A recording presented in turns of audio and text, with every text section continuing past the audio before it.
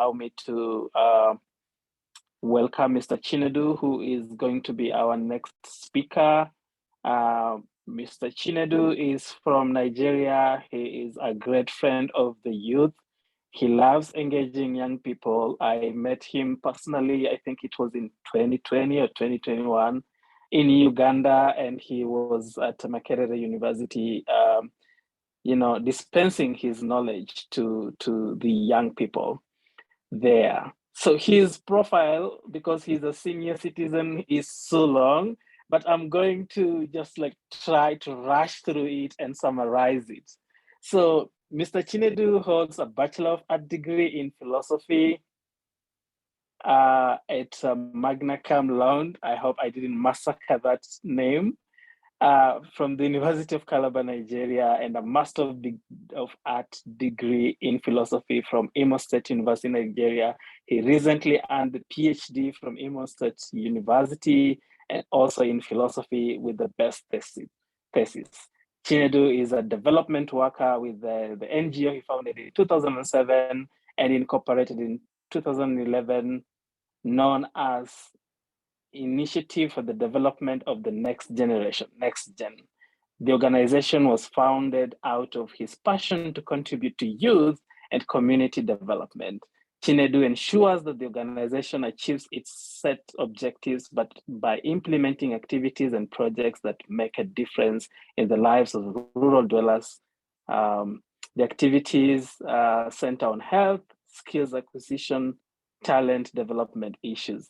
I know he's also a renowned author and so many other accomplishments that I am unable to name today because of time constraints. So Mr. Chinedu, please take us through your presentation on the role of business sector. Thank you so much. Wow, thank you, Mr. Kelvin. Can you hear me? Can you hear me? Yes, Hello? we can hear you very well.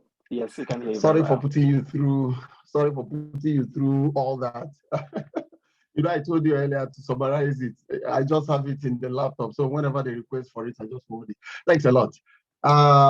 It's a pleasure to be here. And I want to thank, what's his name, Derek, for a thorough job that he did. I will request that the slides be sent to me. I think he made a lot of points. I was a bit distracted because there is an issue I'm handling here. So I'd like to go through it a little later on. Thank you. So can we move on because of time constraints?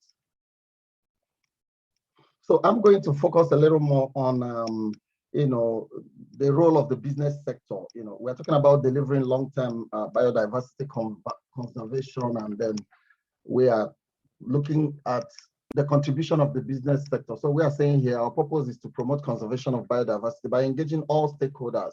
And we see the business class, the business community as a part of that. Many youth experts and other, youth groups have been involved, in a lot of activity. I know that Kevin is doing a great work whenever it comes to biodiversity in Kenya.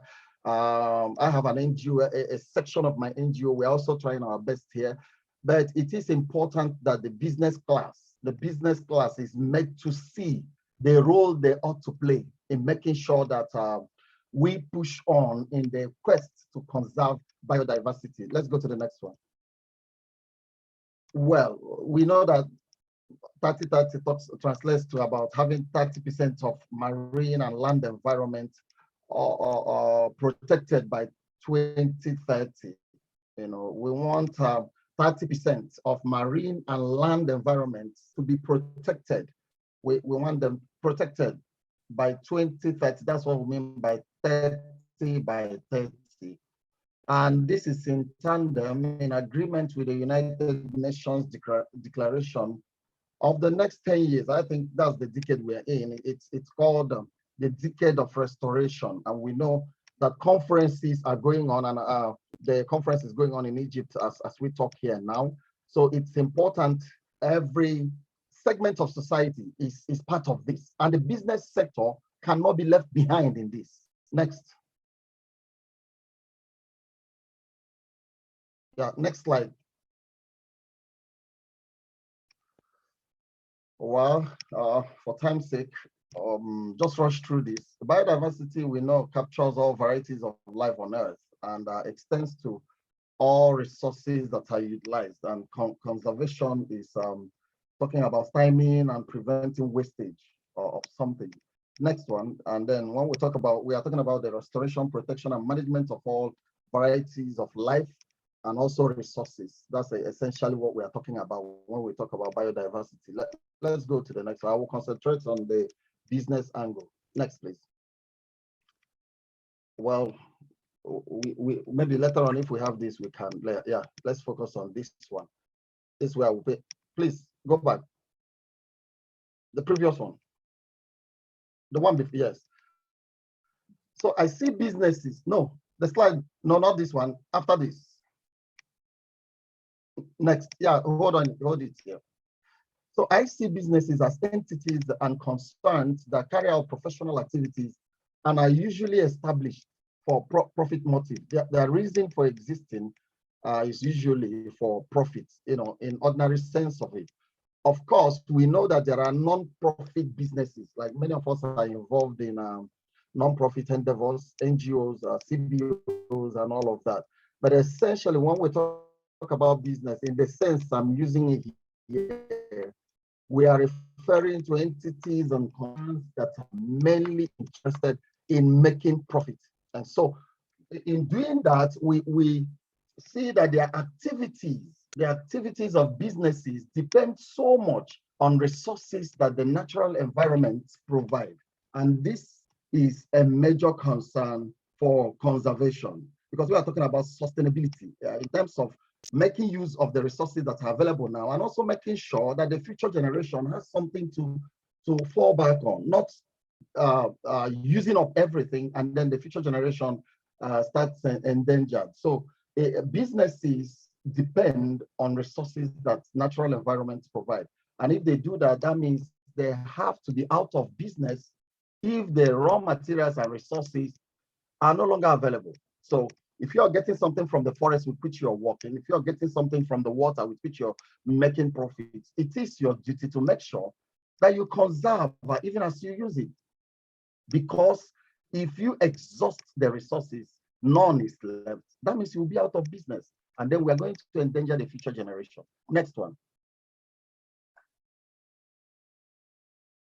So in these other following slides, I highlighted a few areas that I think businesses can fully be involved in biodiversity conservation. So I say they are in the deliberation that concerns biodiversity, because conferences and meetings are going on.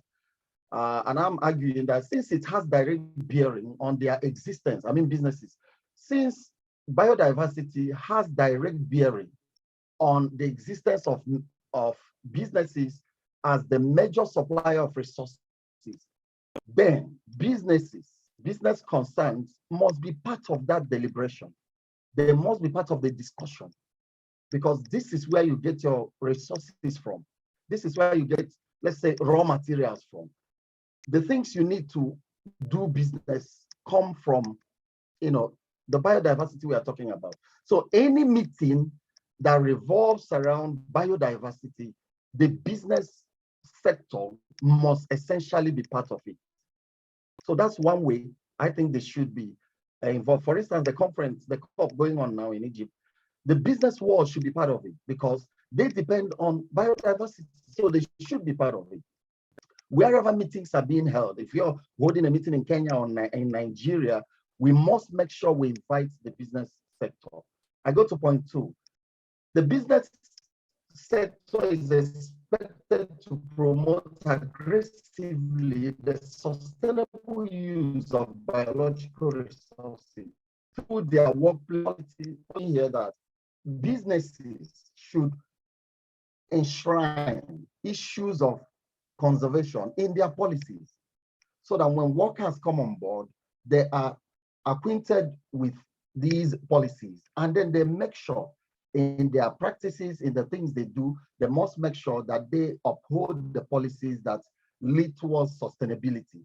And wherever businesses are found, wherever they are located,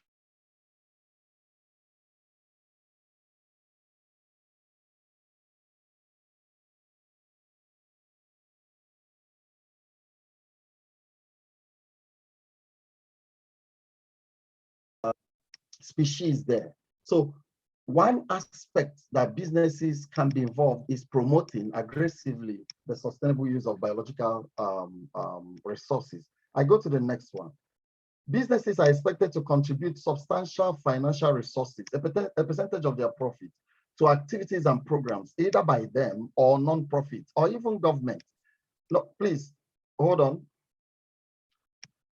So the point I'm trying to make is that businesses, we know they make profits. Like I said earlier, they exist just to make profits. So part of the profit should be plowed to things that have to do with conservation. And they could fund NGOs, they could support government efforts, in reforestation and some of those movements. So we expect businesses to have it as their part of their CSR, social responsibility, part of it, and make sure that they support all of these. And I think the government can even make it tax deductible. In other words, the amount you plow into supporting such moves should be part of the tax you're supposed to pay. And then government should calculate it off the tax you're supposed to pay. Next slide, please. My fourth point says that businesses can establish local parks or adopt parks that they would maintain or contribute handsomely to such parks maintenance. This they can do as a business unit or a business sector jointly. In other words, the business community, let's say the industrial sector, the traders union, engineers, even Nigerian medical associations, they could fund to establish or support parks and make sure they are part of the maintenance of that park. Point number 5, businesses can embark on reforestation of depleted forests. Yes, they can do that. They can fund it. They can even establish nurseries where some of the trees can be raised and then taken to the forest to reforest depleted forests. Number 6, businesses can fund the training of conservation scientists. Somebody like our facilitator here and the brain behind this program, Mr. Kelvin, he is doing quite a lot. So if there are trainings around the world that he is interested in going, I think businesses should be part of it. The business sector should be part of funding him, supporting him to acquire more training, more insights, and more knowledge about the kind of great work that he is doing. Number 7, I'm arguing that businesses should partner with conservation organizations to reach out to local communities. I personally, here in Nigeria, we do activities. I am interested in local communities a lot. And so in doing that, I think the business world, the business sector should partner and be part of that. They can go with us, they can fund it, and they can register their presence in such communities. My next point says, we should ensure, or businesses should ensure, that their businesses are done within biological and environmental impact assessment, or with, not within. They must make sure whatever they are doing is done with environmental impact assessment, even biological. They must have that at the back of their mind. I know that in Nigeria, before you establish a business, you are expected to do environmental impact assessment, that's EIA. Then I think we should include biological. How are your activities going to affect the biodiversity, the various life forms in that community? And then when such assessment is done, then the business must make sure that they keep to it. And then government must enforce it. Government must make sure that that impact assessment document that came out of that assessment must be kept, in all letters. The business must make sure that they do that. Next point, next slide. Let me conclude before we deliberate. The key in all we do is to think globally, but then we need to act locally. It begins from where I am. I live in a street here in Benin City, and we have street heads. If you come to the front of my house, I have trees planted. I have coconut trees, I have guava trees, I have other things. At some point, I decided to put trees on the street, but the street head refused. It's not enough to talk about biodiversity conservation, we must begin locally from where you are. I have a building in Abuja City now, and I'm considering, how to green the environment, how to put trees around there. So we must think globally, but we must act locally. Every little action taken locally contributes effort towards conservation around money and funding support. This is because majority of them are into profit making, drawn from biological resources. They have to give back to source, or to the source of those resources, just as they fuel and maintain the machines with which they work. So my argument here is that, if a company uses generating sets or whatever, you service it, you maintain it, you fuel it so that it can continue serving you. Same way, the business sector must see that the environment from which they draw resources requires maintenance, requires fueling. And when they know this, they should go all out to ensure that they contribute to the maintenance and sustainability of the environment, and even biodiversity, as we are discussing here. So in summary, the business world cannot stand aloof from what NGOs and governments and international organizations are doing. The business world must be made to understand that they are a very vital stakeholder in this issue. And the reason for this is because the resources that they require to operate comes from the environment, comes from what we are trying to conserve. There is no need exhausting all the resources, and at the end of the day, the next 5 years, we are out of resources. We must make sure that we are part of the sustainability plan, whereby we use resources sensibly and make sure that the next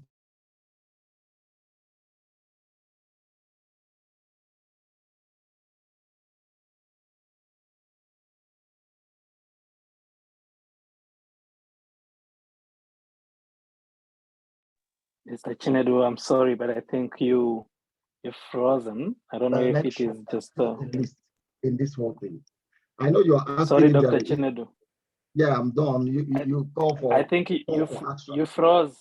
You froze at some point, so please repeat the last few sentences that you made. Okay, I said that the business sector must be made to understand that they are part of this whole discourse. Reason being that they draw their resources from the natural environment, the biological environment. And so they must be made to resuscitate. I have a line here that I said, they have to give back to source of those resources, just as they fuel and maintain the machines with which they work. If you're using a car, you have to maintain that car for the car to serve you. You have to service it, change the oil, service it, repair it, and then fuel it. Otherwise, that car will break down and not serve you. Same way, if the business world depends on the environment, then they must commit to the environment. They must service it. They must fuel it and maintain it. I use Dangote. I know many of you should know Dangote. Dangote is the richest man, well, I think in Africa and in Nigeria. He produces cement. Now, virtually all the roads in Nigeria have been damaged by the trucks that carry the cement across the nation.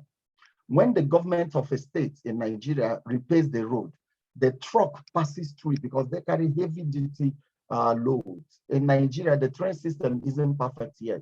So goods are moved from one location through truck on the road. So what happens is that anywhere the Dangote trucks pass through, the roads are usually damaged. And I'm asking, if Dangote does not plow in some resources to contribute to the maintenance of the road, how will his truck pass? So if we are using environment and resources from the environment, we must commit part of our, whatever it is, our gain, our profit, to make sure we also service that environment. I'm going to give a call for action before I wrap up. The call for action for every one of us young people here is to make sure that we reach out to the business sectors. You know, they have unions and associations, you know, maybe the engineering sector, they have a union and they meet, they have conferences. You have the medical association, you have the, many of them, industrialists, they also have conferences. We also have traders in the market. They have unions. I think we as young people, you as young people have passed that. But again, working with the youth, I think I should also facilitate that here in Nigeria. We should reach out to them. When they're having conferences, when they're having meetings, we should reach out to them to address them on these issues and thereby enlist their support and their involvement in the issue of biodiversity. Thank you for the opportunity. Thank you. Thank you so much. Great insights there on the role of businesses in maintaining ecological and biological diversity. And most importantly, the engagement of young people and the support that businesses should extend to young people so that they help us make the strides that we need to make towards the global sustainable goals, and most importantly, frameworks such as the post-2020. I don't know if there is anyone with the questions for Dr. Chinedu. Please put it in the chat, or you can just like raise up your hand or unmute and speak. As we anticipate that, Dr. Chinedu, you know that the climate COP is currently happening in Egypt. A month from now, we will have another COP happening in Montreal, which is the biodiversity COP. So how do we bring these conferences and the agendas, together? Because it seems that we are talking about the same thing, but in different rooms. I'm sorry about that. It seems that we are talking about the same thing, but in different rooms. We want to go to the same destination, but we are boarding vehicles that are headed, in different ways. How do we harmonize discussions around, the role of businesses? Because even for the climate COP, they are talking about, the fossil fuel industry, for example. And these are big corporations and their contribution to the emissions and the climate catastrophe that we are currently seeing. So how do we harmonize discussions around climate change and biodiversity loss in the business context?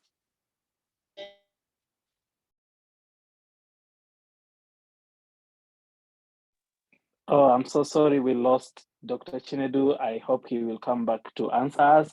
Next is